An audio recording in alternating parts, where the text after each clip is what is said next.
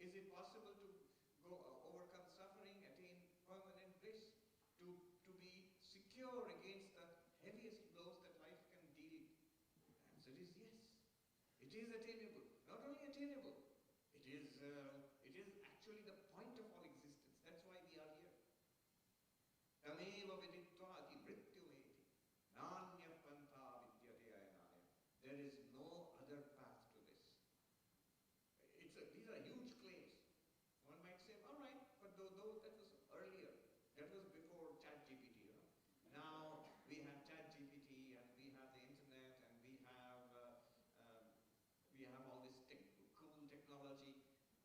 So we don't need this ancient knowledge. No, it says there is no other way except spirituality. The only way, okay, we need to. So, except spirituality, there is no other way to overcome the problems of life and attain deep and lasting fulfillment.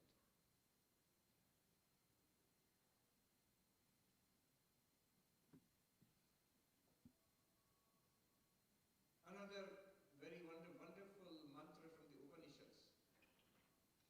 Yes, maybe we can shut that. Are you guys going to be working for some time? There? Yeah, so maybe this. Okay, that's it. That's it. As long as our attention stays here, my attention most importantly. If you distract me, everybody's going to get distracted.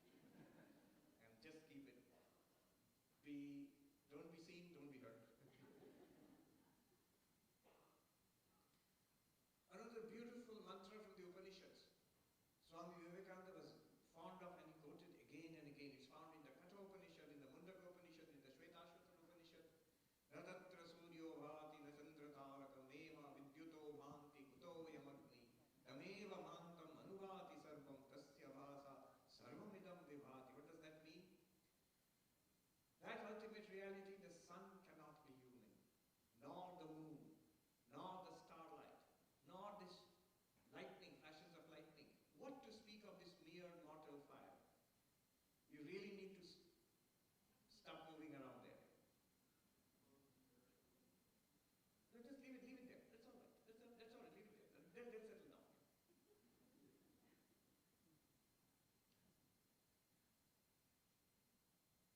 The sun does not illumine that ultimate reality, nor the moonlight, nor the starlight, nor the lightning. What to speak of this mere mortal fire? That shining, everything here.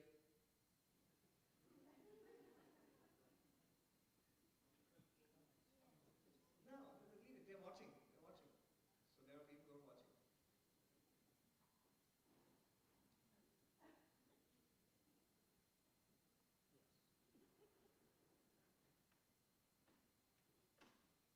ठीक है sir.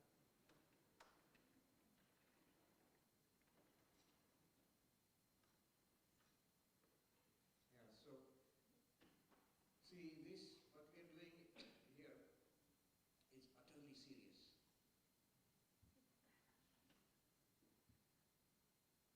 Songs and food and kids, you can wait. You can have that and more of that all your life long. So, yeah. This was reserved for the ashrams of rishis, reserved for debates among philosophers. There's a reason why kids were excluded, crying babies were excluded, too much of movement and food and festivities were excluded. With all our seriousness, if we focus on this, the chances of getting what we are talking about here are still vanishingly small. And if we disturb ourselves and keep losing attention, it's not worth it. This is an endeavor doomed to failure. Yeah. So that shining, everything else shines after it. By its light, everything here is lit up. You know, when we use terms like the sun shining or the moon shining, it's not just being poetic. There is always a deeper inner meaning to it.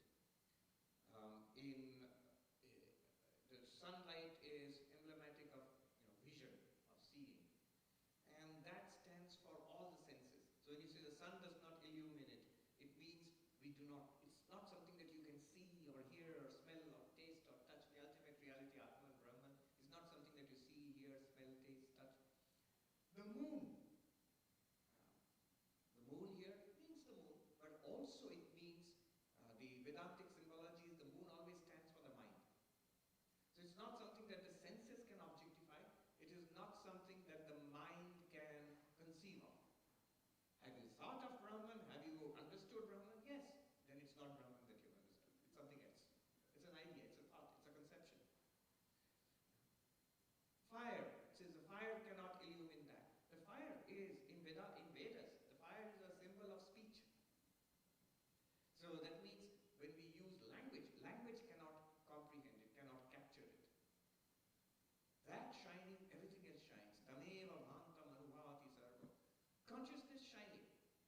Our mind is lit up. We are aware of our own thoughts, emotions, ideas, memories. Tasya bhasa sarvamidam vibhati. By its light, everything here shines. So this is Swami Vivekananda used this to illustrate the sublime poetry of the Upanishads. That how the highest conception, philosophy of epistemology, and they talk about it in such grand poetic terms. In the Vedanta society itself, those who attend the evening arati, the evening prayers, you will see at the end of the chant which we do, Khandana Bhavavandana, that chant, at the end of it, there's a line, if you notice, Jyotira Jyoti Ujala Vinikandara. It is the light of lights shining in our hearts. It's literally a repetition of what Krishna said in the Bhagavad Gita. Jyotisham apitad jyoti tamasah paramuchyate.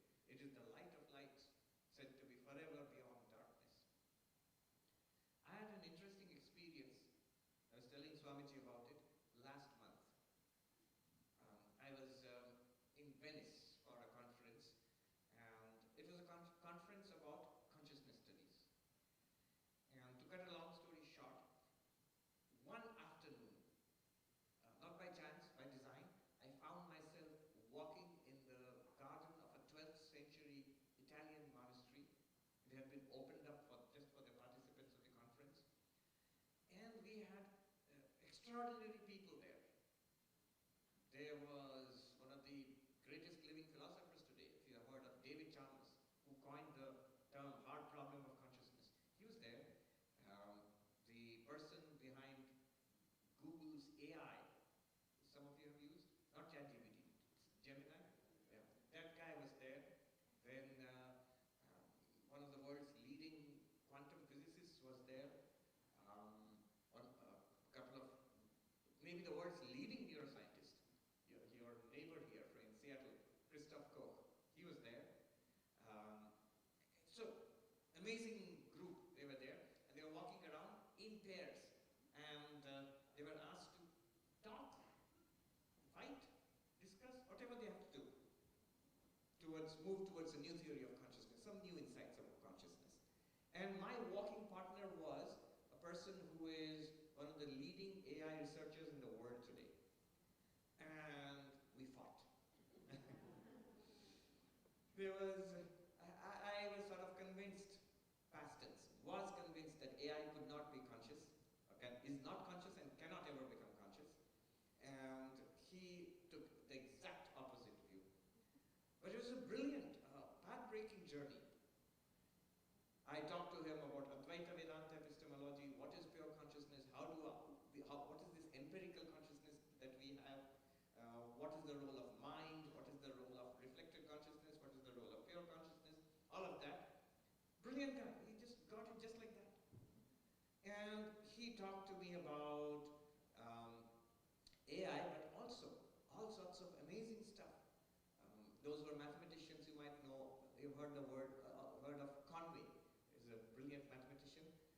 It's called the game of life. You look it up. And then what exactly constitutes life? What exactly constitutes mind? Well, he managed to shift my ideas about that. What constitutes life and mind?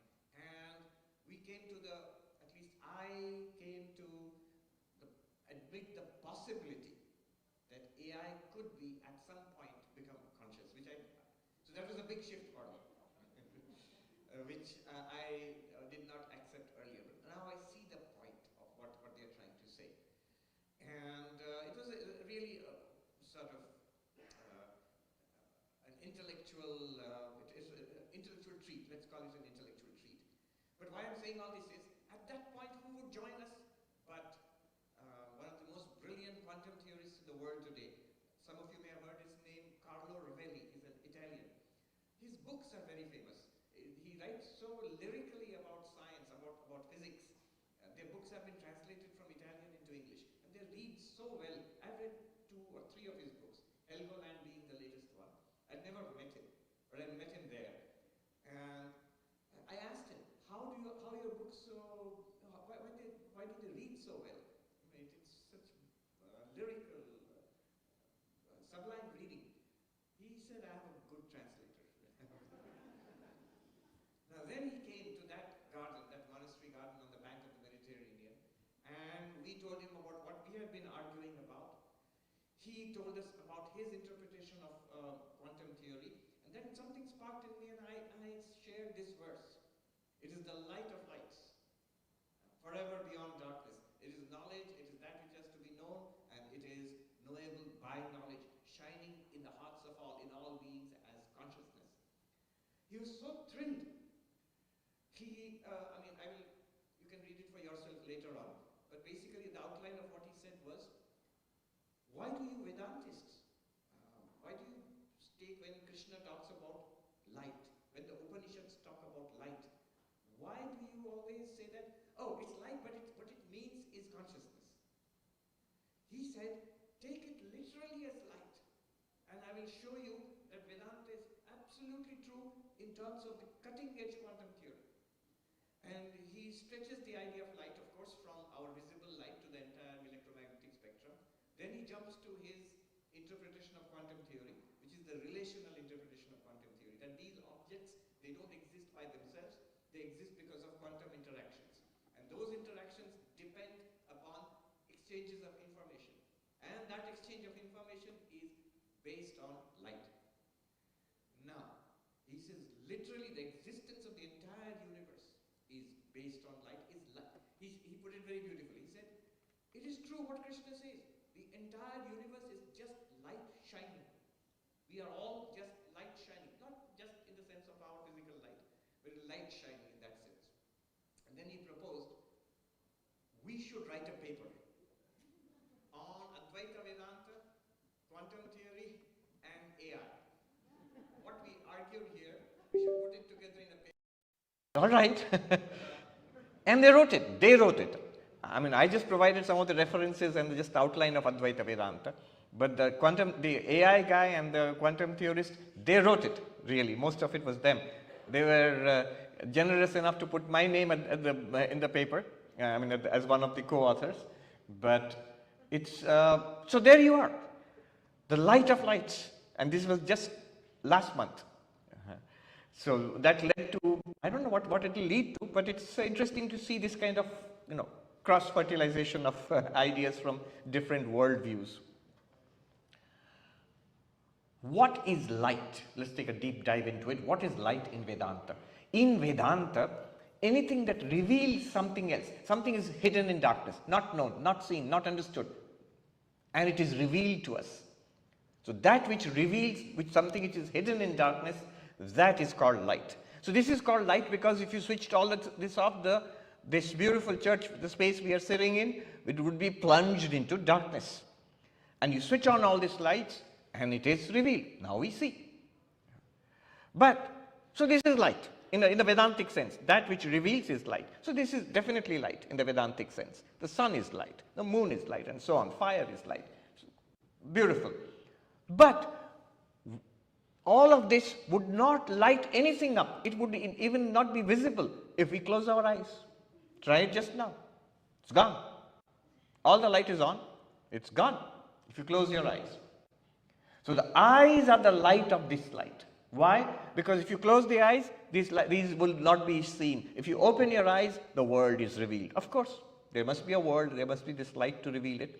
But the eyes, do you see the very simple way of thinking? That this is the light of the world, your eyes are the light of this light. Because if you shut your eyes, color and shape and all of this would not be revealed to you. Okay, funny story. I can't resist. when I became a monk 30 years ago, I remember within a few days or weeks, maybe a week, I was, less than a week, early morning meditation. I was an absolutely newly minted novice monk. Early morning meditation in the temple. This is in the Ramakrishna Mission, Deoghar. It's an ashram in the eastern part of India. This is 1994. I still remember, I was sitting for meditation, and no sooner I had sat down for meditation, suddenly there was light, vast light, endless, brilliant. And I thought, already? Enlightened? So fast? And then I opened my eyes and I saw there was this senior Swami, it was a very strict Swami, who was making sure that all the new monks had come for morning meditation. So he was with a flashlight here. You try, we have all seen it. You close your eyes and look into a brilliant light, you will find light. So it was unfortunately not enlightenment, not so fast. But I remember thinking, that was fast enlightenment. So the eyes are the light of this light. And the mind, not only the eyes, the ears. In Vedanta, you can consider all the five senses as lights. How? Without the ears, the sound will not be revealed. Music and speech will not be revealed. Nose for odor, for fragrance. Tongue for flavor. Skin for touch, hot, cold, hard, soft. So the five senses are also lights because they reveal their respective objects. Let's go deeper, more inward. All these senses are lit up by the mind. Unless we are paying attention. You could be sitting here looking intently at me. We've all done it in school, but not hearing anything. You're thinking of something else. So the mind is not attached to the ears. So therefore the mind is the light of the senses. One Vedanta teacher, he used to scold us. He would say, "You are here, but you do not hear." So the mind is the light of the senses. What is the mind? Thoughts, feelings, memories, ideas, the sense of ego. Right now, let's look inwards. Yeah. Our inner experience going on. And that is also lit up. We are aware of all of them because of consciousness. So make this distinction between consciousness and the contents of the mind. The contents of the mind are lit up by consciousness, are revealed by consciousness. So consciousness is the light of the mind. And what is the light of consciousness? What lights up consciousness? Consciousness is the one which is truly self-luminous. See, one characteristic of light, just this light, is that not only it reveals everything else in darkness, this room in darkness, it reveals it. Things would not be seen without that light. So you need that light to see everything in this room. But you don't need another light to see that light. So the light is what we may call self-luminous. It reveals other things and it reveals itself also. You need a light to see all non-luminous things, but to see a luminous thing like a light, you don't need another luminous thing. It shows itself.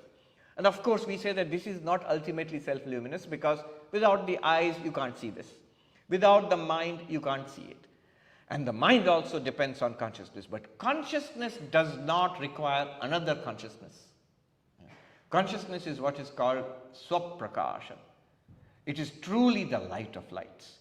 So when we are talking about light of lights, Krishna is not just being poetic. The Upanishads, when they say that shining, everything else shines, they're not just being, mysterious about it. What is that? No, it's the most obvious of all things. The most obvious of all things. We are all conscious. Who denies that we are conscious? So this is what is being pointed out as the light of lights. That shining, everything else shines. By its light, everything here is lit up. I am consciousness. See, Vedanta, what Vedanta does is, it pushes us from a position of, I am a body with consciousness, to I am consciousness with a body. There's a big difference. None of us here deny that we are conscious. You might say, what's the big deal of all this light of lights? We are all conscious. Who denies this? And what's the big deal here? In one of the ancient texts of debate on consciousness, this question is raised that what's the good of knowing all this? What does it do? I know myself. Doesn't do me any good. I'm just the same old person, same old dude. What good does it do to have self-knowledge? And second, I already know myself. You don't have to tell me who I am. Vedanta says first of all, we do not know who we truly are. Yes, we know ourselves, but what we know is not right. It's not that we do not know ourselves. It's worse than that. We know ourselves wrongly. We think we know. Because we think we know, wrong knowledge is the enemy of right knowledge. Ignorance is not directly the enemy. If I don't know, you can tell me and I'll know. But if I think I know, I'll never inquire.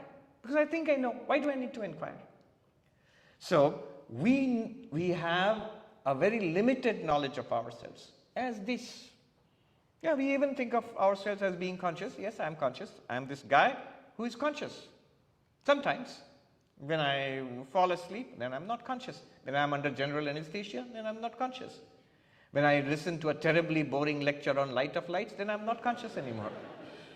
So this consciousness is no big deal. It comes and goes. And it's probably produced by the brain. And what's the huge deal here? So this is my idea about consciousness and about myself. I'm a body, and the body has a brain, and the brain is producing consciousness. Yeah, that's what I think I am. Vedanta says we are terribly mistaken. We are sadly mistaken about our real nature. And the goal in Vedanta is to push us from this conception that I am a body-mind with consciousness to that I am consciousness with a body-mind. I am awareness. I am that light of lights. This pushing us from I am a body-mind with consciousness to I am consciousness with a body-mind, or consciousness in which a body, mind and world are appearing and disappearing. That consciousness I am, this push, this change of paradigm, this shift is what Vedanta seeks to achieve. And this, Krishna says, Jnanagamyam is attainable, doable through knowledge. What knowledge? Not all kinds of knowledge. This Vedantic knowledge, this knowledge which is based on self-inquiry. And how do you get knowledge? Through inquiry. Anything that knowledge, what do? You ask, you inquire. You ask Google. Yeah. I just keep going back to my debate with the Google AI guy. These are the things which we discussed. What exactly happens in an AI and what could happen in the near future and all of that. So we inquire into who or what I am. And there is the entirety of the Vedantic techniques, the technique of the seer and the seen, Drigdrishya Viveka, the technique of the 5 layers of the human personality, the Annamaya, Pranamaya, Manomaya, Vijnanamaya, Anandamaya, inquiry into what I am. Vedanta always starts with what I know, what I think myself to be, and then takes me subtler and subtler inwards and inwards until I am supposed to get it. It will not take us all the way. It cannot. Because that which we are looking for, the light of lights, is not an object. It's a light. It's that which reveals all objects. Krishna says, where do you find it? Hrihi sarvasya adhishtitam. It's in the hearts of all beings. It's in our own hearts. Hearts means here the mind. That in our own mind we experience it. What are we talking about here? Something which is all the time present. In fact, it is so omnipresent that we tend to ignore it. Sri Ramakrishna talks about the washerman who found a diamond. Now, we are talking about an Indian washerman who takes our dirty laundry to the banks of a river and then scrubs it and cleans it and then delivers it back to you at home. But they use a rock for scrubbing, very obstinate bit of dirt, so that rock is used. So he found a diamond and he thought it's a special kind of rock, and he used it to scrub dirty laundry. But he thought it's a special rock, it's a pretty rock. What kind of rock is it? So he asked his friend, the vegetable seller. The vegetable seller was not much more educated than the washerman. He said, it's a pretty rock, I will give you 10 rupees for it. Which is what, less than 1 cent? Or And luckily he didn't sell it. He asked somebody else, and he asked somebody else. There's a meaning to all of this. When we go and say, what is this consciousness? We are like the washerman. We have the diamond, and we are using the diamond. We are using the diamond, but to clean dirty laundry. How? We are using it to see and hear and smell and taste and touch. We are using it to think and enjoy and suffer and hate and fight and be miserable. That's what we are using this diamond for. And we don't know what it is. And you take it to the vegetable seller, the neuroscientist. He'll tell you, oh, it's your brain. Your brain's producing it. That's 10 rupees. Don't sell it for 10 rupees. It's much more valuable than that. Then you take it to somebody else and take it. Finally, you come to the diamond merchant. The washerman went to the diamond merchant and asked him. And the diamond merchant said, wow, this is the Indian diamond merchant. He wouldn't have said wow. Anyway.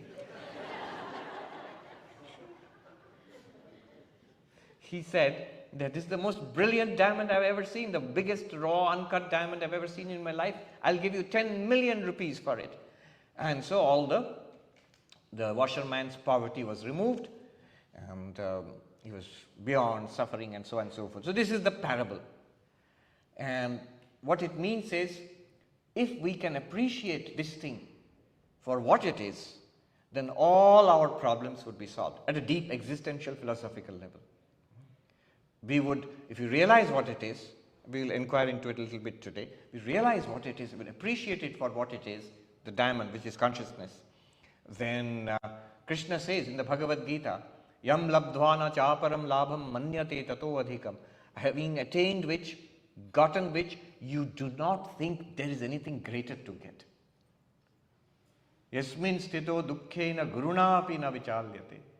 Being established in which even the heaviest of sorrows cannot shake you. That you get, we have already got it. But there is a veil of ignorance, the veil of not knowing over it, and a veil of not only not knowing, knowing it wrongly, underestimating it. Underestimating it. Okay, here's a parable, not a parable, an actual story which I had never told earlier. Let me share this with you. It's sort of tangentially related to what I'm saying. Such a cute story. I read about it in Swami Chaitananda's wonderful collection of anecdotes from senior monks. So here is one I've never read anywhere else. One day, Sri Ramakrishna was there, and Narendranath, Vivekananda, who was a young college student, very argumentative, very well up on his Hume and Locke and Western logic. And he was arguing with Sri Ramakrishna about his visions, about God, skeptical. Then Sri Ramakrishna told him this parable, again a diamond parable. There's this man who goes to sell a diamond to the diamond merchant, and the diamond merchant sees it. It's a rich man who's called a diamond merchant to his home to sell off a diamond. And the diamond merchant sees it and sees it's a wonderful, precious, extraordinary diamond. And he's going to bid for it when another diamond merchant comes. And this diamond merchant, he quickly takes the diamond and slips it into his shoe and stands on it. So that the other diamond merchant doesn't see it. And after some time, the other diamond merchant goes away. And this first diamond merchant, he takes out the diamond, takes off his shoe, and he finds that the diamond has cracked, it's split. And the story is not what you might think. And then what happens? Then the diamond speaks, of course, the diamond speaks. And the diamond says, the diamond merchant asks the diamond, what happened to you? Why did you crack? Why did you split? Broken into two. And the diamond replies sullenly. And he says, I'm a diamond. People put me on their heads. Kings put me on their crowns and heads. And you put me in a shoe and stood on me. Therefore, I am so indignant, so hurt by your behavior that I split. I couldn't bear it anymore. I'm broken. And then Sri Ramakrishna looks at him, Narendranath, and says, you are a diamond merchant. If even you do not understand me, I shall break, I shall split like that diamond. In Bengali, there is a word, Abhiman. It's a very beautiful, a touching anecdote. He says, why do you argue so much?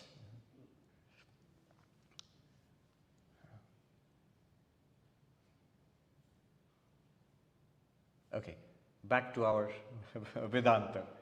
When we inquire into ourselves to see who or what we are, what is this diamond? The claim is, just like the washerman had the diamond, we have it. Take a look into ourselves. Whenever we are seeing something, right now, we are aware. We are aware. Yes, the object is there. Our senses are working. Here's the body, and the mind is processing the stuff. But we are aware. Are we not aware when we see something? When we hear something, we are aware. And let me point out a simple but subtle fact which is missed. When you're seeing and when we are hearing, these are two very different experiences. The experience of seeing, just look. And now close your eyes and listen. When you're closing my eyes, we are closing our eyes and listening, see how different that experience is. And now you open your eyes. What I'm saying is, the awareness which enabled us to see, have the experience of seeing, the awareness which enables us to have the experience of hearing is the same awareness. The experiences are very different. The objects that we see and hear are very different. What do we see? We see colors and shapes. What do we hear? We hear sounds, music, speech. Speech or sounds, very different from colors and shapes. And don't tell me about synesthesia, we'll keep that aside for the time being. So they are very different from each other. But what is common, utterly common to both extraordinarily different experiences, both are illumined, both are taking place, enabled by and taking place in consciousness, in awareness. The awareness is the same. And whether we see or hear, whether we smell or taste or touch, it is the same awareness. No matter what we are seeing or hearing or smelling or tasting or touching, all sensory experiences which we are having now is lit up by the same awareness. You know what's going on here when we are doing this analysis? The core proposition in Indian spiritual paths is that the ultimate reality, God, whatever you call it, is experienceable. Anubhava, and the goal is experience. One way of experiencing it are extraordinary meditative techniques. Various kinds are there, and you experience it. And those work. You get what are called mystical experiences. And they are experiences of the ultimate reality in some form or the other. But what Vedanta does is remarkable. It says you don't even have to wait for mystical experiences. Take a look at what is already available. What's literally going on in front of your eyes and behind your eyes. What's already available? Seeing is available, hearing is available, smelling and tasting and touching is available. So these are all boring stuff, it goes on all the time. But there is something magical about all of these. What makes all of this possible? Consciousness. And this consciousness is what we are interested in. Sri Krishna, when he says light of lights, he's talking about this consciousness which we have right now, we have all the time. You don't have to wait for a mystical experience for that to happen. In fact, if you do have a mystical experience, and I hope we all have it, those are very valuable, unforgettable, life-changing. If we do have these mystical experiences, it will be this very consciousness which will experience that. If it doesn't, if this consciousness does not experience that mystical experience, then that mystical experience will not happen. Or it will happen to somebody else, not to you. It has to be this consciousness. Which other consciousness? Tomorrow if God appears before you, what will experience God is this consciousness. And Vedanta wants to know, what is this consciousness? It is the diamond. It is the light of lights. If only but we knew it. Vivekananda would say to his American disciples who would come, sometimes he would say with a touch of pathos, if only you knew yourself as you truly are. This knowing ourselves as we truly are. Every sensory experience, seeing, hearing, smelling, tasting, touching, all our lives, all lit up by the same light, consciousness. But not just sensory experiences. Look inwards. Shut off the senses. Do not see, hear, smell, taste, touch. Sit silently, look inwards. We'll enter into a world of thoughts, memories, desires, feelings, emotions, sensations internally, our mind. But all of those thoughts, all of those memories, all of those, that good and the bad, all of the desires, they're all being lit up and revealed in and by that same light. The same light which gives you sensory experiences gives you those internal mental experiences also. Our intellect, our memory, our mind, emotions, sensations, all judgments, all lit up by the same consciousness. Even the sense of ego, I feel my sense of ego, that's also being revealed by the same consciousness. And our actions, when I speak, when I walk, when I drive or play or work, run or sit quietly, all physical activities done by the body, all motor activities, they are all revealed and experienced by the same consciousness. That consciousness, which reveals this bewildering variety of experiences which we call life. What is that consciousness? That is surely distinct from, that consciousness is distinct from the objects that we see. That consciousness is distinct from the sensory equipment, the eyes and ears and nose and tongue, distinct from that. That consciousness is also distinct from the subtle thoughts, emotions, ideas, conceptions, intellectual, mental, memory, distinct from that. It's even distinct from ego. Because ego is something that appears and disappears in consciousness. Right now you might say, I am sitting here, yes, I'm aware of being an I. But sometimes when we are utterly involved in some activity, you're playing a game of tennis or somebody is very deeply absorbed in watching a movie or something, you're conscious, but you don't feel, I am doing this.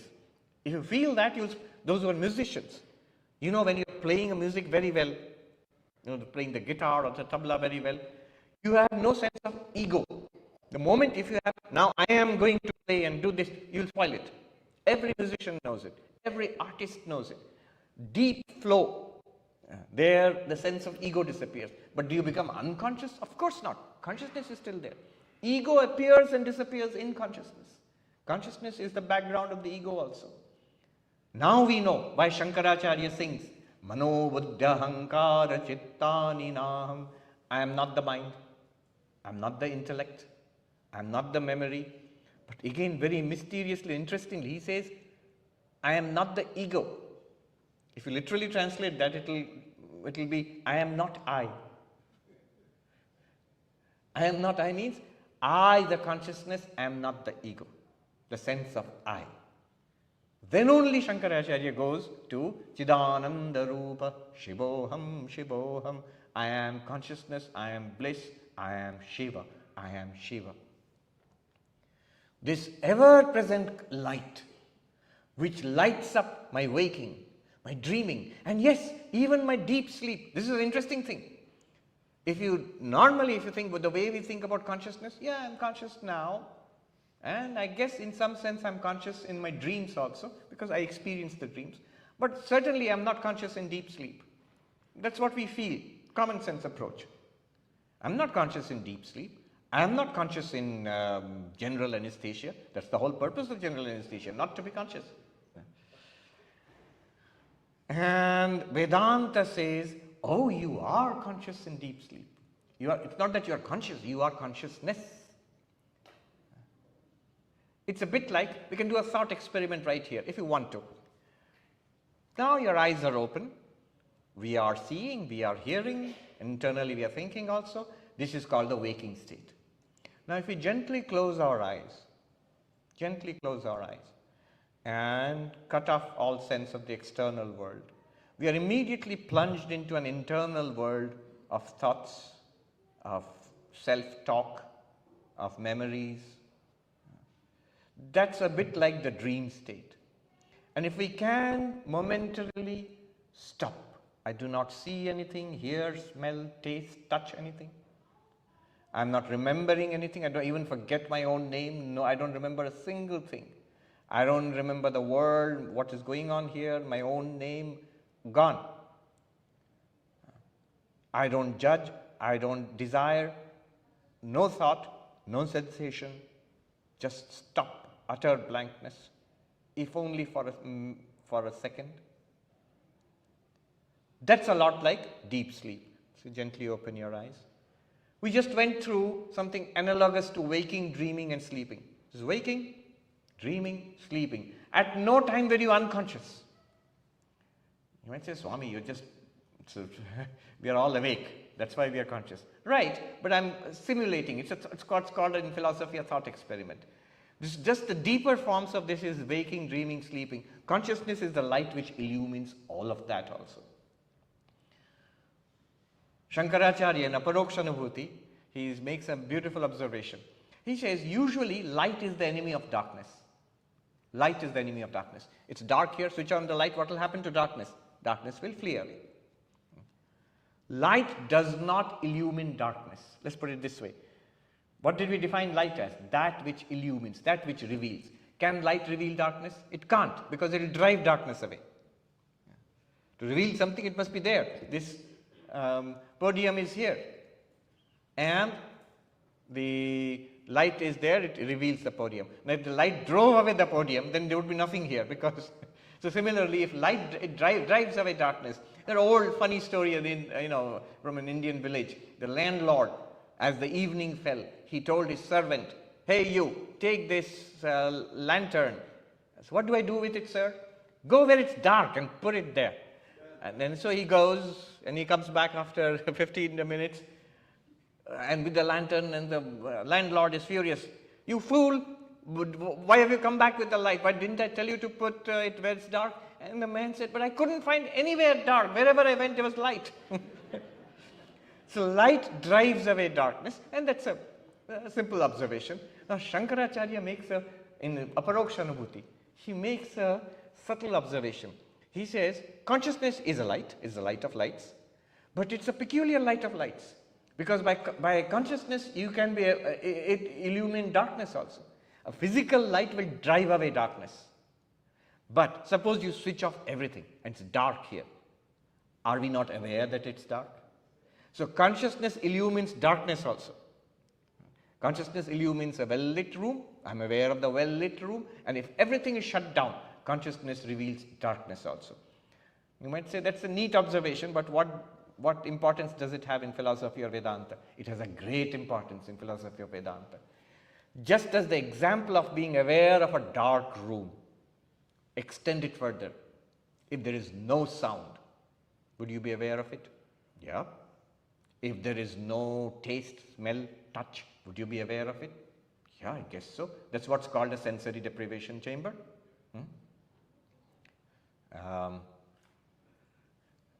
I was staying in Amsterdam recently, and next to where I was staying is something called koan float. And they say it's a sensory deprivation chamber with thick salt water. You are immersed in it, and you have no sensory experience. I was tempted to try it, but I think it was expensive, and I thought, well, better not try it. But you are aware of it. You're not seeing anything. You're not seeing, you're not touching or smelling anything, or tasting, sort of neutral, let us say. And now go further. Suppose all the thoughts are leached away, drained away. You're not thinking anything particular. And suppose somehow our memories are inhibited. I don't even remember who I am or where I am. Suppose that happens. Are you aware or not aware? You're aware. Of utter blankness, you're aware.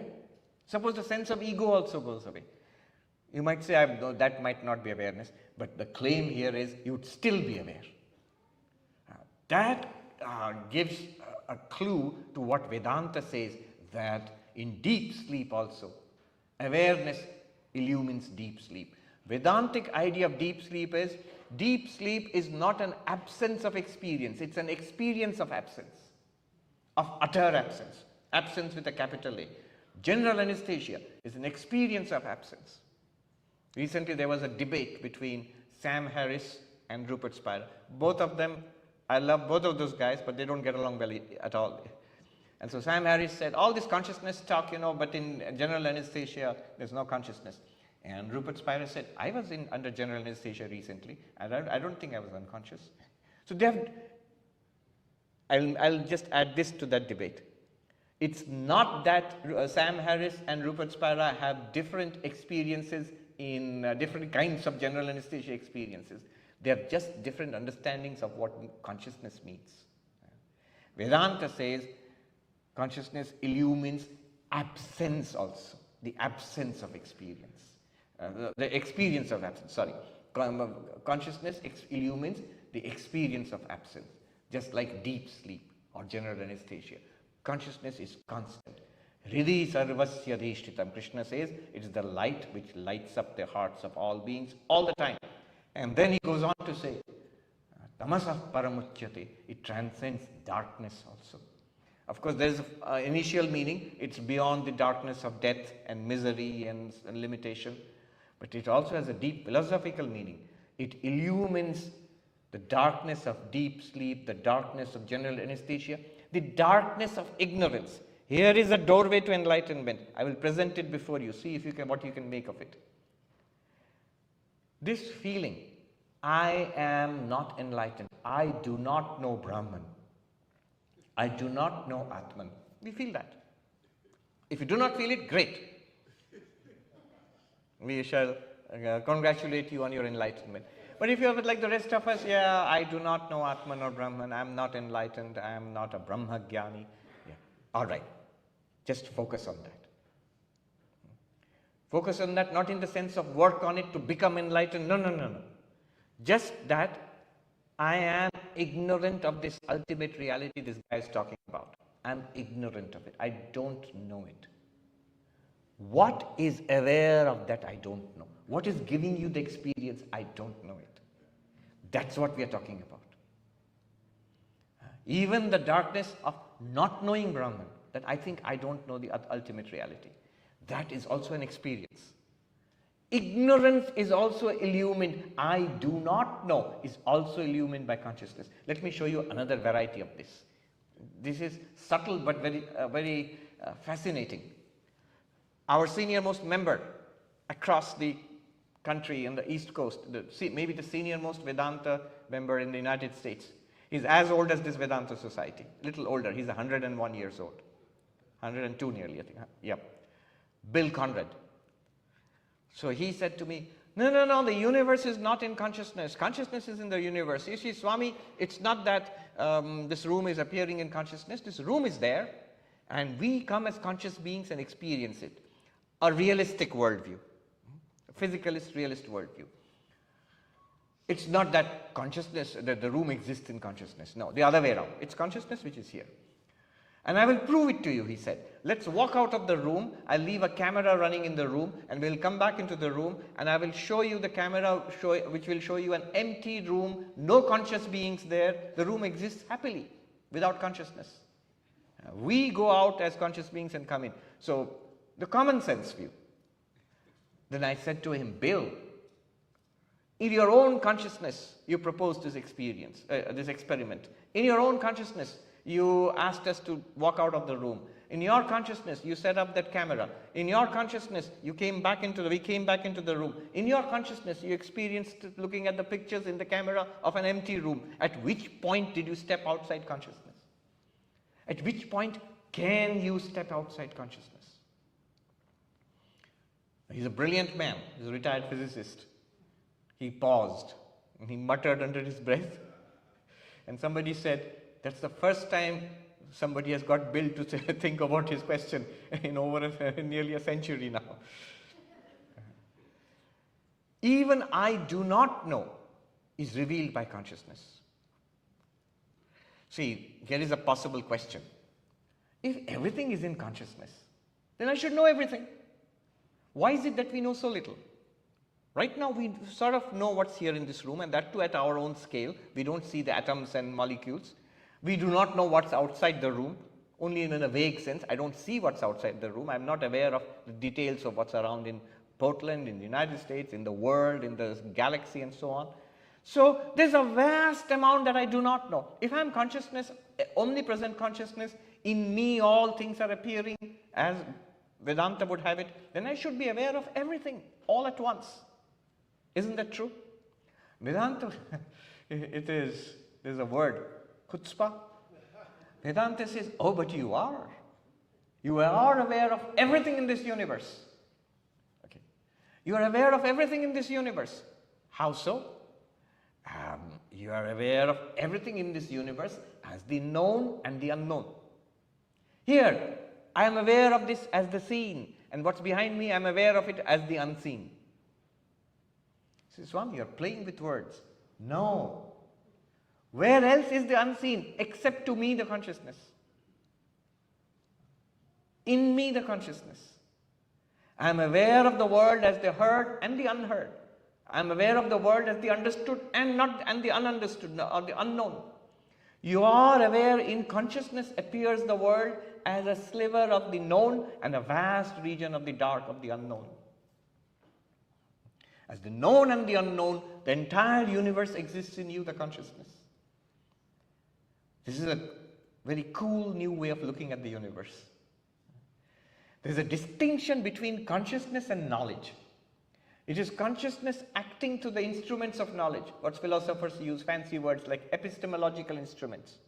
Through the body and the mind and the senses and the intellect, acting through these, that consciousness knows stuff in the world. And what is not an object, epistemic object, that remains as the unknown object. But in consciousness, like I told Bill, as the unknown room also, that was in your consciousness. And it's no longer your consciousness or my consciousness. Krishna would say it is one underlying consciousness, which when it comes in and through a particular mind, appears divided as a separate knowing subject. Krishna says in the Gita, Avibhaktam cha bhuteshu vibhaktam iva cha sthitam. Undivided are all beings, I appear as if divided. It is one consciousness shining in and through all beings. Now, I could go on with this theme, but let me just end with one beautiful experience which I had recently, online experience. I was watching the end of Durga Puja. You know, this is the time in which in India, in Bengal especially, the Divine Mother is worshipped as Durga. And in our monastery, main monastery in Belur Math, it's done very beautifully with observing all the rules, and it's done in a very elegant, simple but deep way. And the final act of that puja is called Visarjan, when you let go of the Divine Mother after 5 days of worship. So what is called the Tantradharak Maharaj, the one who conducts the entire puja, who coordinates everything, that's Swamiji. He was on stage. I was watching on YouTube. I was in New York, but this was going on in India, in Belur Math, the main temple there. So visualize, there's the gorgeous, sublime image of the Divine Mother, and the Tantradharak Swami, the one who conducts the puja, he's there. The president of the order, Revered Swami Gautamananda ji, is there.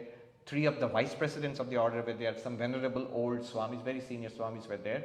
They were about to offer the final flower offerings to the Divine Mother for this year. And what does the Tantradharak Swami, what does he say? The last words in the entire puja.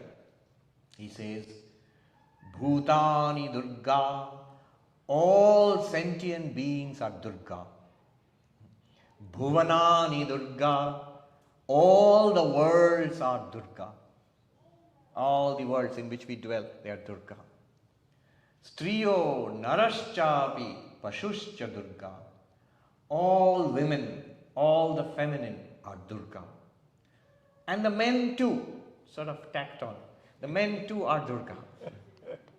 So are the animals, other sentient beings. They are all Durga.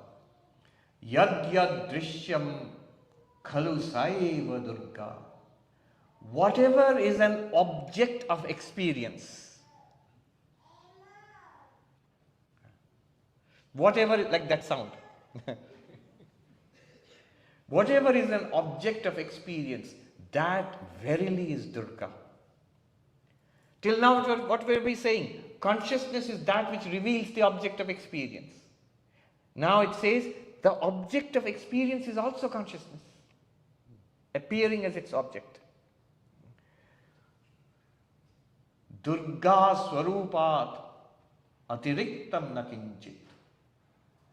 Other than the very nature of Durga, there is no other entity at all. Nothing exists apart from the real nature of Durga. What is the real nature of Durga? Durga Swarupa. This light of lights, pure consciousness.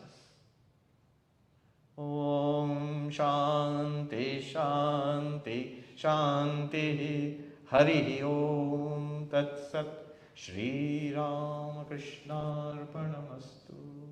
Thank you very much for that patient hearing.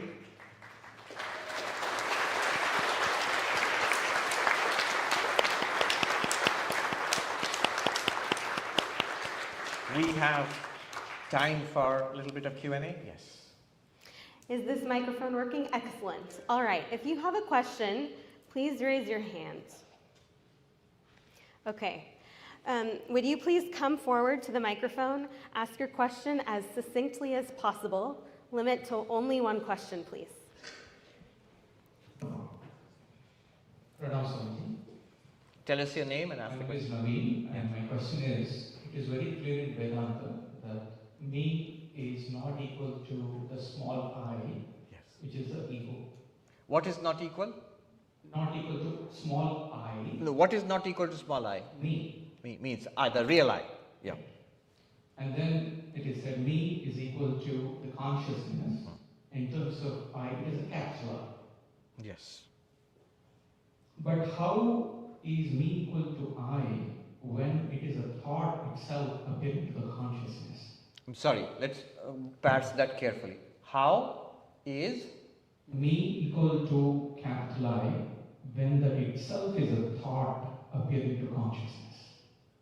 what is a thought appearing to consciousness? This. That me is equal to I. Okay. Capital I. Yes. All right. So I can, if Naveen, see if this works for you. I can simplify that question. Isn't this question what you're asking? Isn't it? This is all fine, but these are thoughts. Even that I am consciousness, that's also a thought. How does that make me consciousness? Isn't that what you're asking? Yeah. Right. This is a question that all of these are mental exercises, intellectual exercises. Just saying that I am consciousness, this is the mind saying I am consciousness. How does that make me pure consciousness? Well, in fact, let's put it this way. It is the mind's job to think and express. That's what the mind is doing. But that does not mean the mind is speaking about itself. It's speaking about you. Let's put it this way. I'll give you an example. When I say, I am happy, I feel happy. Who's saying it literally?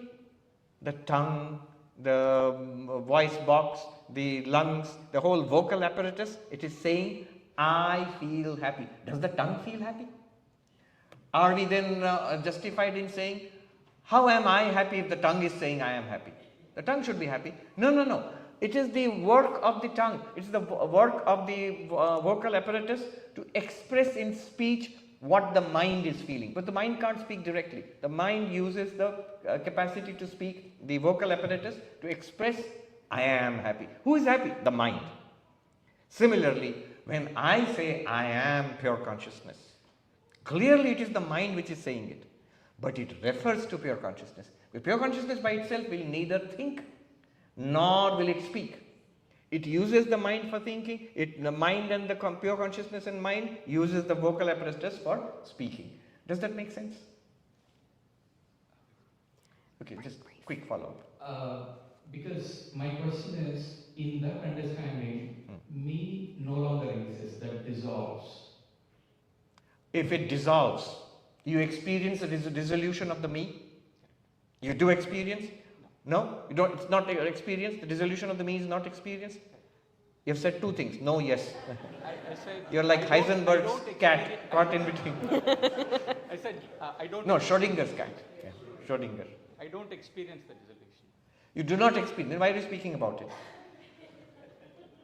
What I'm saying, even the me dissolves, if you say, in something that happens. I'm not very sure what you refer to as the me. If you say if it dissolves, then that dissolution, the disappearance of the me is an experience. If you agree it's an experience to what? The construction of the me, the disappearance of the me is also an experience. That which was experiencing itself as I, me, is no longer identified with that I and me. That's also an experience. To whom? To what? That is the objectless consciousness, which is your real nature. Yeah. Thank you. Makes some sense? Yeah. Yes. Okay. Good. Please raise your hand if you have a question. Yes. Somebody from this side. Okay, one question, please. I'll hold it for you. Namaste, Swamiji. Thank you for coming back to Portland. Tell us your name. My name is Anand. My question is, and let me just preface with a quick thought. If one were to say that this project of Vedanta is a project of personal salvation, Yes. right? It's personal self-realization. And if you would indulge me to say spiritual narcissism, right? How does Vedanta and the idea of Brahma Satyam, Jagan Mithya, etc. How does Vedanta think about, could you reflect on questions of justice in the real world? Yeah. Questions of, privileges or lotteries of birth, etc., etc. First of all, good, thank you for that question. First of all, notice that Vedanta does relate to that. How? Whenever people ask me, well, there's a lot of suffering in the world. What is Vedanta doing for that?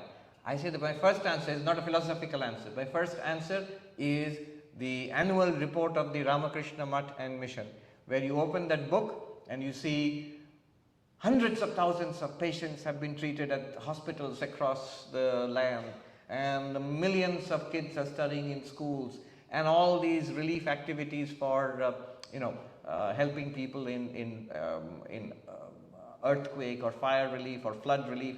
So the first response of Vedanta is action and service, going forward to help. But now you're saying that you take it to a philosophical level. How does it relate to all? Because it seems to be a personal inward quest, right? And therefore, how is it related to everybody else? But if you followed me carefully, when we go from inwards, body, mind, and we come to pure consciousness, the witness consciousness, which enables all experience. Notice, first of all, it's impersonal. It's not a person anymore. Personality comes with the mind. Personality comes with the body, with a personal set of... am I making sense? If you abstract, even conceptually, forget ultimate enlightenment, even conceptually, think of consciousness as a light illumining the mind and the body. By itself, that consciousness is not a person. It's an impersonal reality.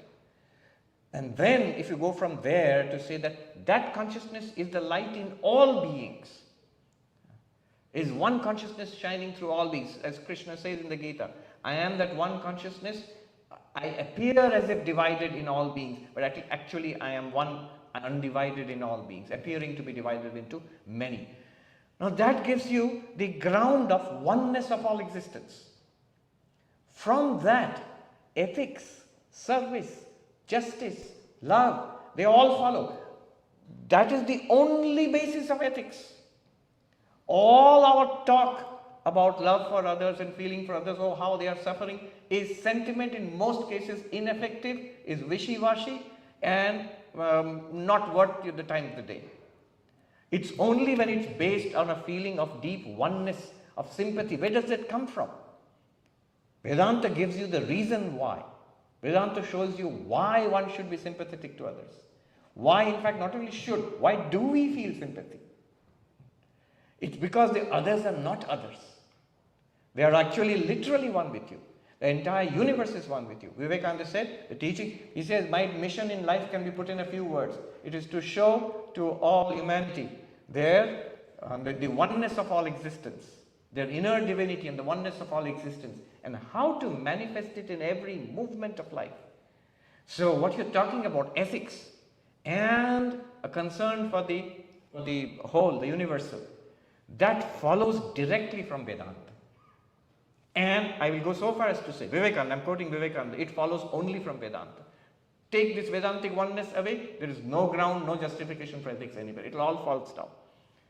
You take any other theory of ethics, utilitarian, deontological, teleological theories, any other, you will find there are defects in it. Grounding ethics. Why should I be good? Why should I think of the good of others? That's a huge concern in moral philosophy, and nobody has been able to give a satisfactory answer. I claim, following Vivekananda, on the basis of Vivekananda and Vedanta, that this oneness of all existence, this gives us the solid ground. You see, take a step back. There is one common ethical rule in all the religions of the world. It's called the Golden Rule. If you Google it, you'll find it, the Golden Rule. The Golden Rule, we all know, in all religions, in some form or the other, it's there. To treat others as you would have them treat you.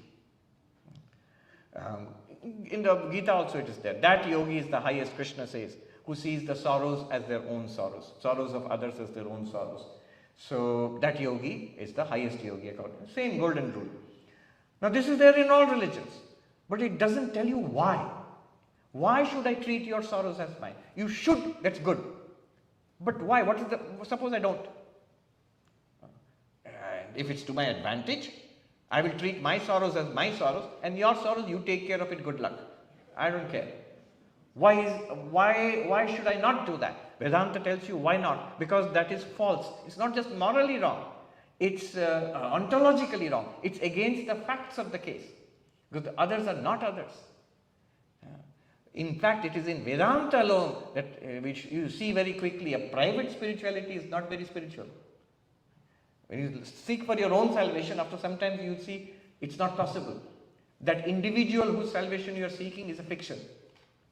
And the reality is one underlying consciousness. And therefore, engaging in a quest for your own salvation and for the welfare of the world. Now you see literally the motto given to our Vedanta society by Vivekananda. Atmano mokshartham jagathitaya cha. For your own liberation and for the welfare of the world. It's just the opposite of narcissism. What is narcissism? I, me, mine. And the narcissism entirely is based on the mind. If you ask to let go of the mind, the one thing the narcissist cannot bear is letting go of the mind. And the consciousness beyond the mind is one in everybody. A narcissist generally has disregard and even contempt for others. But a Vedantist cannot do that because the others are you. You and the next person are one and the same, literally. Not just person, all sentient beings. Did you not just hear? All sentient beings are Durga. The worlds themselves are Durga. All women and all men and all living beings are Durga. Whatever is experienced in this universe is literally she. It's Saiva Durga, is literally she, Durga. There is nothing here in this universe which exists apart from Durga. That is the basis of ethics, of service. Just the opposite of narcissism and contempt go together. Contempt for others. And this Vedanta is just the polar opposite. Yes.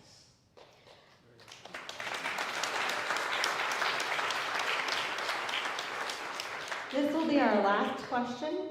Yes, who's there? Please come. Please come forward. If you didn't get a chance to ask your question, you may email it to vedanta1.pdx@gmail.com. That's one like the number one. vedanta1.pdx@gmail.com. Please ask your question. Tell us your name and ask the question. I'm Sanchari. I really liked your example of diamond. Not mine, Sri Ramakrishna. And then you ended by saying that the diamond merchant understood the worth of diamond. How do we recognize those kind of diamond merchants in our lives? You're right here, the Vedanta Society. Yes, so Vedanta is the diamond merchant. So in this case, Vedanta is the diamond merchant, this body of knowledge which introduces you, because you are the diamond. At least in the washerman's case, he had to sell the diamond and get whatever, 10 million rupees. In this case, you don't even have to sell the diamond. You have to recognize, I am that diamond. And that removes all your problems at a deep level. So the diamond merchant is Vedanta, this body of knowledge, this spiritual secret, this teaching. We go to the Upanishads, to the Gita, all these texts, they all tell you one thing, that you are that. And it's not just enough to hear it. We have to think about it and then get it. Oh, this is what they mean. This is amazing. Like what happened on the bank of the Mediterranean, a quantum theorist and an AI guy and a monk. Sounds like a joke. But that moment of, and that's just intellectual. You just got it into it. Not that we all suddenly became enlightened or something. No, we got it. Oh, I see. This is what it means. And suddenly our worldviews were expanded from beyond quantum theory to something bigger than that, beyond AI. Even Advaita, I would dare say, was enriched by input from quantum theory and from AI. One I remember, yes, well, you may applaud. I'll just say this, when she asked the diamond merchant, who's the diamond merchant? I remember hearing a sadhu saying I'll tell you in Hindi, I heard it in Hindi, but I'll translate. Kaun bachayega aapko Mahatma ji? Who will save you, O monk? Raja bachayenge? Will the king save you? Means political power. So basically saying for, O ye human beings, what is your salvation? Is it in politics? Is it in money? Raja bachayenge? Will the king save you? Seth ji bachayenge? Will the rich man save you? Pandit ji bachayenge? Will the scholar save you? He says, none of them will save you. Only, he says, this is that knowledge which saves you. And that, by knowing which, you are fine in life. It gives you the courage and the strength to face life wherever we are, in whatever condition we are, and to face death. Okay, I'll end with this. Robert Ingersoll, he was called the great agnostic, late 19th century. He ran into Vivekananda and he told Vivekananda, here in the United States, I don't believe in all this religion and spirituality. I believe in this life because this is all we have. And I believe in squeezing the orange dry, get every drop from it. Vivekananda said, I believe the same thing too. Although I differ in my choice of fruit. For me, it's a mango. But he says, I believe in that, but I know a better way of squeezing the orange. I'm literally quoting Vivekananda. I know I cannot die, therefore I am not in a hurry. I know all beings are God. Imagine the joy of loving all as God. Squeeze your orange in this way and get 10,000-fold more. Get every last drop. So, in life, in death, in success, in so-called quote-unquote failure, in the midst of company, in utter solitude, you'll be fine. With eyes open, engaging with the world, job, family, ups and downs in life, old age, disease, and yes, death also. With eyes closed in the peace of meditation. Exactly the same. And you will enjoy it. Yes. Thank you so much.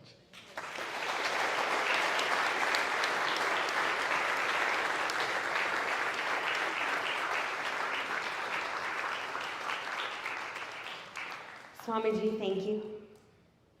Thank you for your good questions. Is our video team ready to share our video? So we have something special that we'd like to share with you. This is a little bit more about our center and Vedanta. All right, let's jump right in. We're going to talk about something pretty amazing today. It's a story about how an idea, not a company, not a product, but a spiritual idea, traveled thousands of miles, took root in the Pacific Northwest, and managed to thrive for an entire century. This is the story of the Vedanta Society of Portland. You know, this quote from Swami Vivekananda really nails the whole spirit of what we're talking about. It's like you don't see the dew falling at night, right? It's silent, it's invisible, but in the morning, the roses are blooming. That's the essence of the Vedanta movement. It's not loud or flashy. It's a quiet, steady influence that has this powerful, transformative effect. So, that brings us to the big question, doesn't it? In our world, where everything is about speed and noise and growth, how does a community built on silence and contemplation last for 100 years? It kind of goes against everything we think success looks like. So let's dig in and find out. To really get the society, you have to first understand the idea that powers it. Think of it as a kind of spiritual gravity, a subtle but powerful force that's always working silently to pull things toward balance and harmony, especially in a world that feels pretty chaotic. Now, the philosophy at the heart of this was, for its time, completely revolutionary. This wasn't about converting anybody. A 19th century mystic named Sri Ramakrishna came to a radical conclusion after actually practicing different faiths. He said that all sincere spiritual paths, they all lead to the same destination. This idea of universal acceptance, well, that was the seed that started everything. So, how on earth did this idea travel from India and take root in Portland, Oregon, of all places? Well, the story doesn't start with a big building or a grand plan. No, it starts with just a small, dedicated group of students who heard this message and felt it was something they'd been looking for. And this foundation was built slowly, with a lot of patience. It started with visits from Swami Vivekananda's brother monks, who came and nurtured this growing interest. And these students were serious. They actually petitioned the main society in New York way back in 1904. For 20 years, think about that, 20 years, they just kept the spark alive, meeting in each other's homes. And then, the turning point. After all those years of quiet study, 70 people got together at a Portland hotel and made it official. And that right there, that was day one of the society's 100-year journey. But, you know, forming a society is one thing. Surviving is something else entirely. The next chapter in their story is just one of immense struggle. They were about to be tested by, well, pretty much everything. Economic collapse, social pushback, and a constant, desperate search for a place to call home. I mean, the challenges hit them right out of the gate. The Great Depression strikes, and at times they literally didn't have enough money to pay the milk bill. For 2 whole years, they didn't have a resident Swami. And get this, when they tried to buy some land, hostile neighbors actually blocked the purchase. But for every external problem, they had this incredible internal strength. No money? The Lord provides. No building? We'll embrace work as worship and just meet in our homes. They simply refused to let the idea die. And their journey was anything but stable. Just look at this timeline. For over 40 years, they were basically nomads, moving from rented rooms to halls to houses all over the city. Can you imagine getting settled, thinking you finally have a place, and then being forced to move again? It shows an incredible amount of tenacity. So, after decades of wandering, the story finally takes a turn.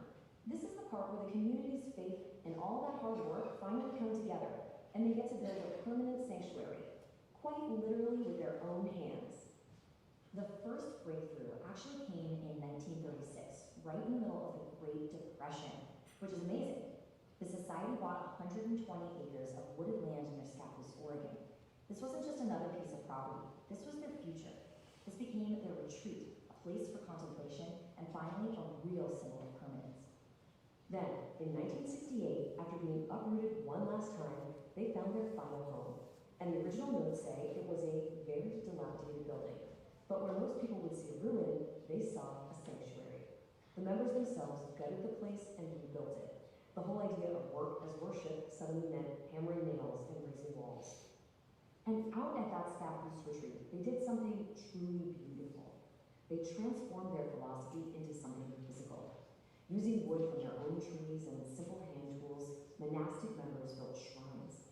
But they didn't just honor their own tradition, they built shrines to the Buddha, to Christ, to Judaism, Islam, and even Native American traditions. They made their belief in as many faiths, so many paths, a tangible, walkable reality. Now, this is the part that's just incredible. They created this profound, sacred space with almost no money. Most of these shrines were built with a budget of less than $100. $100! This wasn't about wealth, it was about pure devotion, resourcefulness, and the belief that you can create something sacred from whatever you have right in front of you. So that brings us to today. After a century of trials, of tenacity, of literally building a community from the ground up, what is the legacy of all this quiet work? And what can we take away from their journey? From that very first meeting of 70 people in 1925, we arrive here in 2025, a full century of continuous silent service. It's just a remarkable milestone, one that wasn't built on rapid expansion, but on deep roots and unwavering dedication. So, what's the takeaway from this whole story? It really comes down to these simple but profound principles that kept them going. First, the real goal of life isn't something external, it's internal. It's about realizing a deeper reality for true peace. Second, all religions are valid paths leading to that same goal. And maybe most importantly, it's the challenge to see the divine in everyone and to turn every single action, from hammering a nail to helping a neighbor into an expression of that. And that leaves us with one final thought to chew on. In our culture, where success is so often measured by how loud you are, how visible you are, what's the value of something that has quietly and steadily served its community for 100 years? What can we learn from the power of that gentle, unseen, and unheard work? It's definitely something to think about.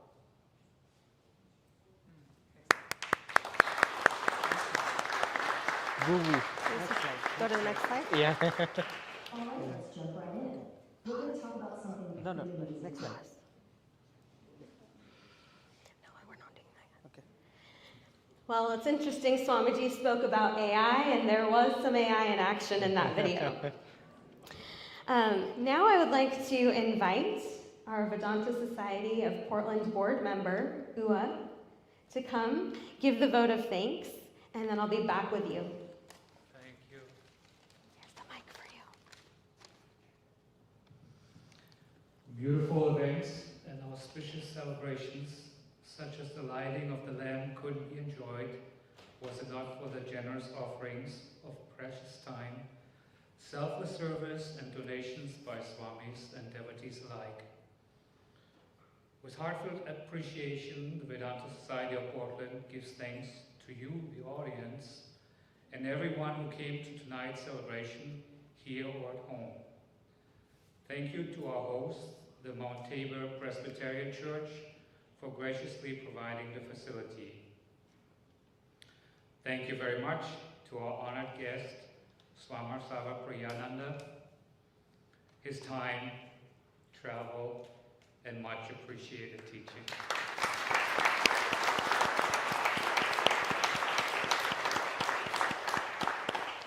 Thanks also to Swami Chandrasekharananda for organizing tonight's celebration.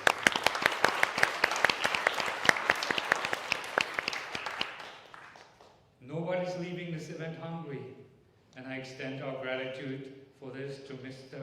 Sushant of Best Indian Restaurant in Adults for sponsoring Prasad, as well as Manoj Shastri, Raghavendra Kondanali, Krishnamurti Vanamani, Gopi, Lakshman, Yashodhara, Ma, and Rohit Shinde for their contributions, as well as the lead volunteers of Shiva International Portland Chapter for packing and serving Prasad.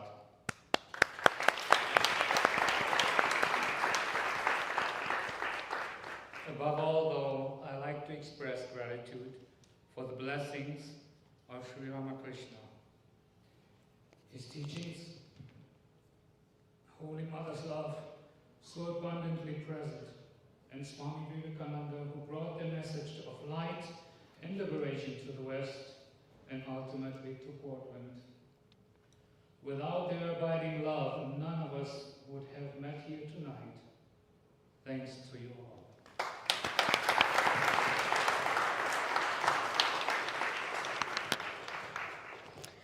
So now we come to the end of our program, and I'll invite our musical guests to get ready for their song. After the song ends, there's many of us in the room, so I'd ask you to be mindful of your neighbor, who in reality, we're all one. So we'll watch out for each other, and come, once the song is over, please come forward to the front of this sanctuary, and then come to the right to receive your prasad, which is our offering to you of blessed food. We are so grateful that you've been part of tonight's historic event.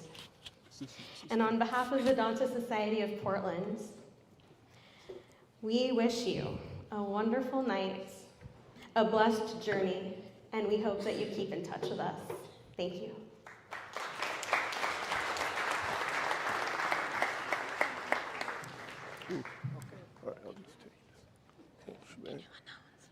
Left side sitting people can come this side. The right side people can go back down. For prasad, Who's the left? This side. Closer. Okay, before the song, one edit to my guidance.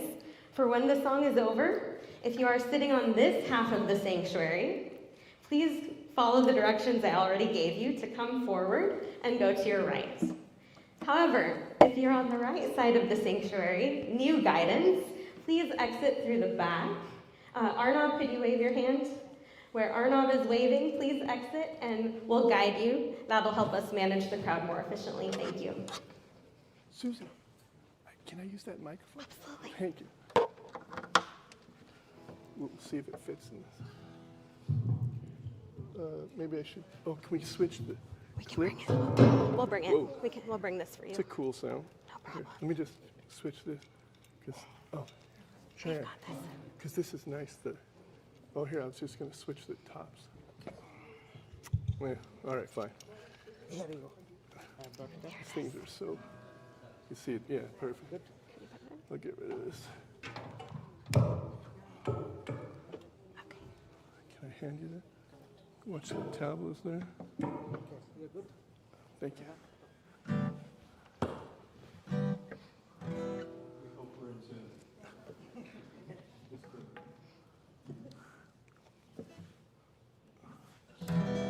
So, not too fast, but I'm so watching this AI-generated history of the center was neat because basically this song written by a human is basically the history, though I must say there are a few more details that hopefully you will learn if you didn't know, or if not, if you knew them already, you will just be reinforced with those.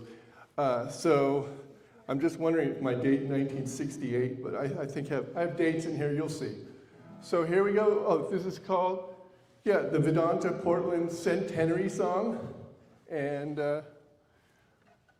let's just do it. 1, 2, 3. Whoa, whoa. Whoa, whoa, whoa, whoa, whoa, whoa, whoa. It was 100 years ago, in 1925, when Swami Prabhavananda came, Vedanta had arrived. In Portland Hotel they first met, 70 seekers with zeal. With faith and love their hearts were set, choosing real from the unreal. Choosing real from the unreal. 5, 6. From east to west the river flows, the Master's light is shining bright. Holy Mother hears us, make no mistake. Swamiji calls, arise and wake. Whoa, whoa. Feel free to sing along. Whoa, whoa. Whoa, whoa. Whoa. One more. Whoa, whoa. Whoa. Whoa, whoa. Whoa. In 1932, Devatmananda came to stay.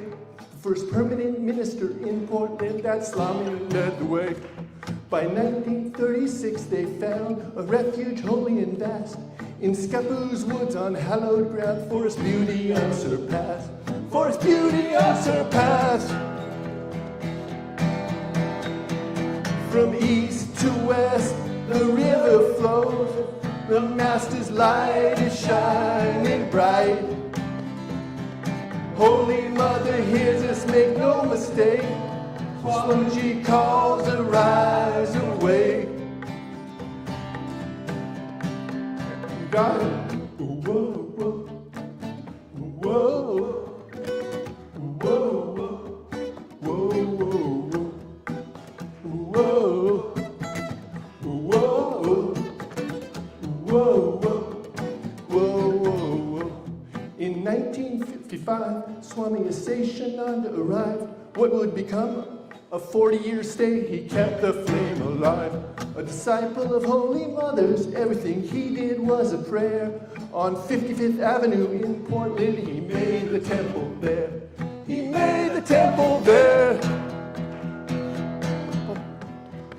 In Portland, Vedanta devotees are truly blessed with the shrine widely known as Jairamati of the West.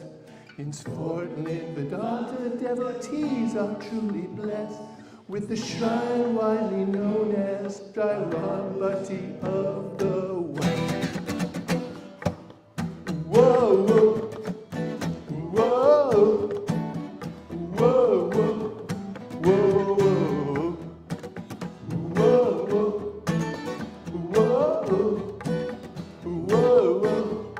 whoa. When Seshananda's work was done, Shantarupananda carried on with loving care. The truth was kept, Master's light still burned strong. Now 100 years have passed, and the world it still is turning, and Swami Chandrasekharananda keeps the flames of Vedanta burning. The flames of Vedanta burning. From east to west, the river flows. The Master's light is shining bright. Holy Mother hears us, make no mistake. Swamiji calls, arise, away. Whoa, whoa, come on. Whoa, whoa, whoa, whoa, whoa, whoa, whoa. Last time, come on. Whoa,